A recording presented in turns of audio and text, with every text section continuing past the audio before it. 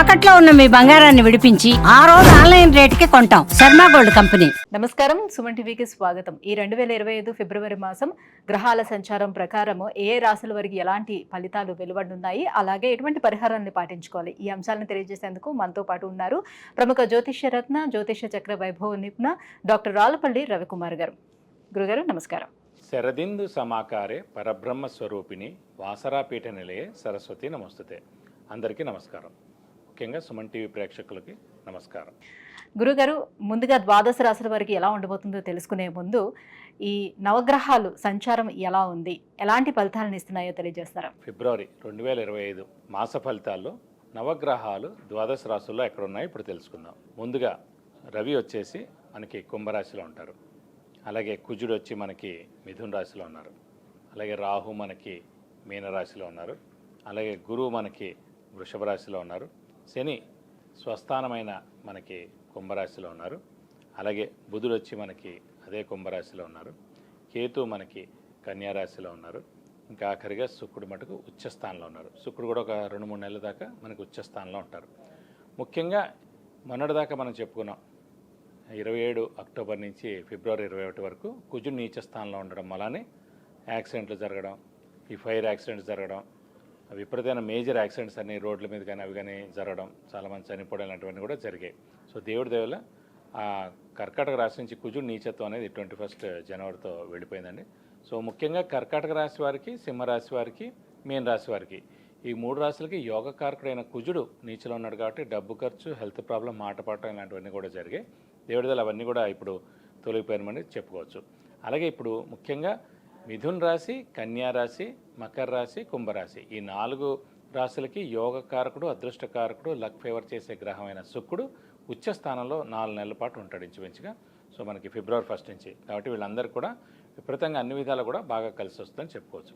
ఇవ్వండి ద్వాదశ రాశుల్లో నవగ్రహాలు ఈ స్థానాల్లో ఉన్నాయి.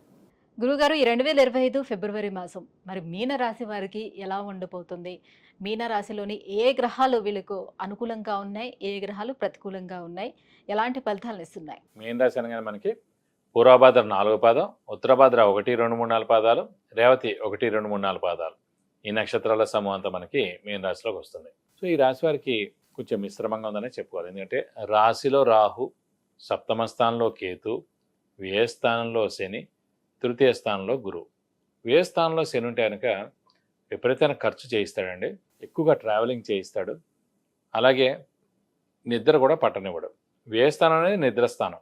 అలాంటి పాపగ్రహమైన శని ఉండడం చేత, ఏలినాటి శని నడవడం చేత నిద్ర చాలా తక్కువగా పడుతుంది. టెన్షన్స్ ఎక్కువగా ఉంటాయి. స్ట్రెస్, స్ట్రెయిన్, మానసిక ఆందోళన ఎక్కువగా ఉంటుంది. డబ్బు ఖర్చు ఎక్కువగా ఉంటుంది. అనవసరమైన ఖర్చులు ఎక్కువగా ఉంటాయి. ఇది కాకుండా రాశిలోనే రాహు ఉండడం చేత ఒక గ్రహణ సమయం అనమాట ఇది కూడా.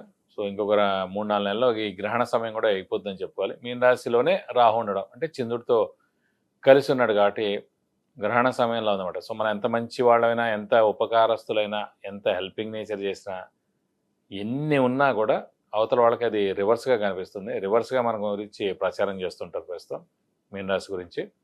ఒకటి అవన్నీ ఏం పట్టించుకోకండి.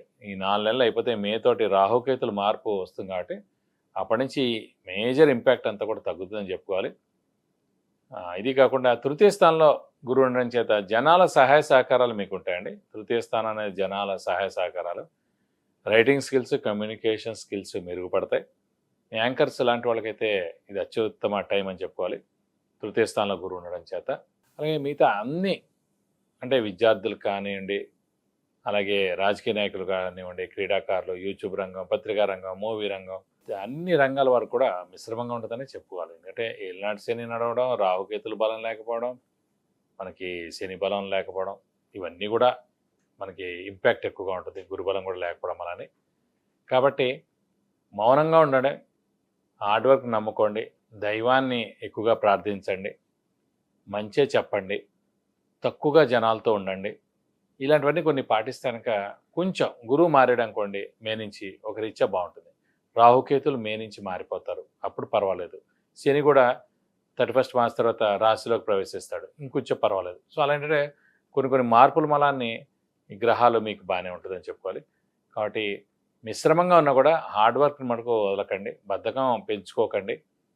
ఎవరి మాట నమ్మకండి, ఎవరిని నమ్మకండి ప్రస్తుతం అయితే. ఎందుకంటే ఎవరిని నమ్మినా కూడా వాళ్ళందరూ మోసం చేసేందుకు అవకాశాలు ఉన్నాయి. అది చుట్టాలైనా, ఇంట్లో వాళ్ళైనా, స్నేహితులైనా, ఆఫీస్ వాళ్ళైనా, ఎవరైనా కూడా అలాగే ఉంటారు. ప్రస్తుతం ఈనాటి శని నడుస్తుండడం గ్రహణ సమయం కింద ఉంది కాబట్టి ఇప్పుడు మీ ఆరోగ్యం కూడా కొంచెం చూసుకోండి. ఇంట్లో పెద్దవాళ్ళ చిన్నపిల్లల ఆరోగ్య విషయాలు కూడా జాగ్రత్త వహించాలి.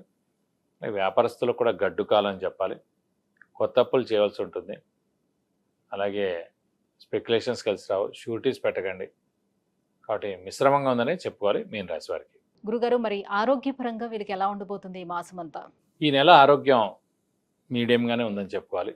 ఎందుకంటే ముఖ్యంగా ఏలినాటి శని ఇంపాక్ట్ ఎక్కువగా ఉండడం, అలాగే రాశిలో రాహు ఉండడం, సప్తమస్థానంలో కేతు ఉండడం, శని వ్యయంలో ఉండడం, ఇలా అన్ని గ్రహాలు కూడా కొంచెం మిశ్రమంగా ఉన్నాయి. రవి కూడా వ్యయ స్థానంలో ఉండడం, బుధుడు కూడా వ్యయ స్థానంలో ఉండడం, కాబట్టి కొంచెం మిశ్రమంగా ఉంది. కాబట్టి ఆరోగ్యం కొంచెం జాగ్రత్తగా చూసుకుంటేనే మంచిదండి. గురుగారు, ఆర్థిక పరంగా ఎలా ఉండబోతుంది ఈ మాసం? ఆర్థికంగా కూడా మిశ్రమంగానే ఉంటుంది. ఎందుకంటే ఎప్పటికైనా డబ్బు ఖర్చు, ఫైనాన్షియల్గా చాలా ఖర్చు ఉంటుంది. అప్పు చేయాల్సి ఉంటుంది, కొత్త అప్పులు చేయాల్సి ఉంటుంది, అప్పుల వాళ్ళ బెడద తప్పదు, సో పెద్ద లోన్కి వెళ్ళాల్సి ఉంటుంది. సో ఇవన్నీ కూడా ఉన్నాయి కాబట్టి ఆర్థికంగా మిశ్రమంగా ఉందనే చెప్పుకోవాలి. కాబట్టి జాగ్రత్తగా ఆచితూచి మీరు డబ్బు ఖర్చు పెట్టండి ప్రస్తుతం. కాబట్టి ఆర్థికంగా మటుకు కొంచెం బాగాలేదనే చెప్పుకోవాలి.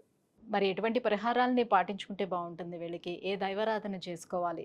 ఈనాటి శని ఇంపాక్ట్ ఎక్కువగా ఉంది కాబట్టి వీలైతే ఒక శనివారం రోజున ఫస్ట్ రక్తదానం చేయండి. శని ఉధృతంగా ఉంది కాబట్టి ఇంకా చాలా ఏళ్ళు ఉంటుంది కాబట్టి శనికి 19,000 సార్లు జపం చేయించి నల్ల నువ్వులు కేజీంపో, అలాగే ఒక 1000 రూపాయల వర్త్ గోల్డ్ ఐటమ్ కనుక దానం ఇస్తే కనుక దోషం మొత్తం తొలగిపోతుంది.